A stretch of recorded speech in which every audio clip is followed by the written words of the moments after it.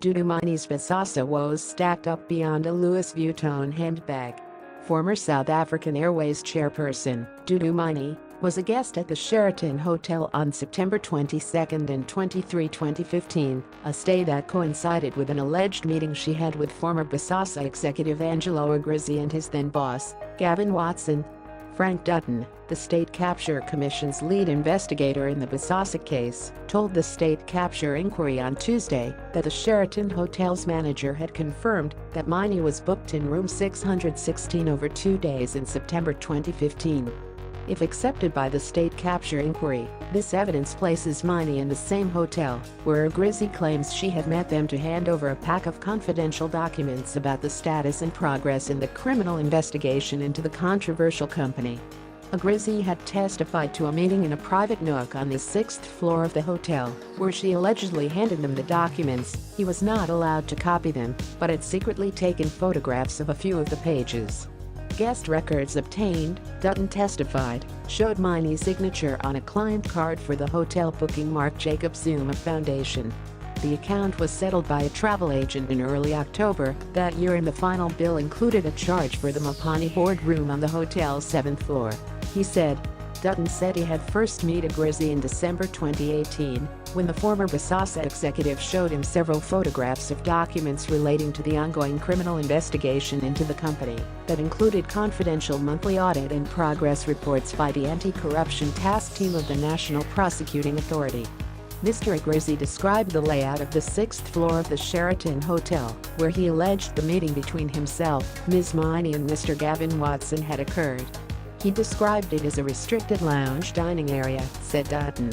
That particular lobby was a restricted area only accessible with the use of a hotel guest card. Key to Dutton's testimony, though, is the peculiar background image, identified as a carpet, on photographs that Agrizzi had taken of some of the documents allegedly given to him to read by Myeni. Agrizzi gave those to investigators, and Dutton said once he examined the images, he spotted, on the edge of some of the photographs, what looked like a pattern of a carpet. Investigators have since inspected the hotel and checked the carpets on the 6th floor, where the alleged meeting took place, against Agrizzi's photographs, and believe they are a match, the commission has heard. Dutton said investigators have shown the photographs to senior state advocate M.D. Koch, the original prosecutor in the Bosasa case, and to Colonel Moodley, adding that both told them they appear to be ACTT progress reports dated August 2015. This means Myeni would have given Agrizzi and Watson a fresh update among the documents allegedly shared at the hotel that September. These are not publicly available documents, they are correspondence between the police and the NPA, Dutton said. Agrizzi's phone did not contain the metadata for the images, but, Dutton said, upon completing his evidence before the commission, Agrizzi voluntarily handed his devices to the commission's digital forensic team, and they have since conducted an examination thereof. Dutton testified that they found the file where the photographs had originally been recorded, and a metadata analysis by experts confirmed that they were taken in the vicinity of the Sheraton Hotel, and that they were taken on September 23, 2015, supporting Agrizzi's testimony of the alleged meeting with Myeni. Dutton's testimony followed that of two other witnesses who had provided the commission with backing for elements of Agrizzi's testimony.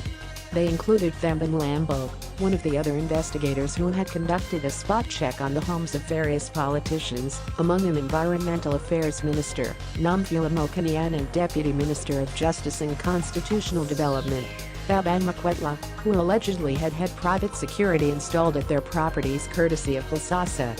Lambo had been taken to these properties by Bosasa employee Richard LaRue, the man who had overseen the security installations, dubbed special projects. In addition, the commission heard from Gregory Lawrence, a former employee of the Equal Trade, a company that allegedly helped supply Bosasa with hard cash for its bribe system. Lawrence testified to how he had made several drops of around R500,000 to over R1 million at times at Bosasa's Krugerstrup office. This money, Lawrence testified, was generally cash received in plastic bags or boxes, which he had been paid as a food and booze supplier to buyers in other African countries. Bosasa would then transfer the equivalent via EFT to the company.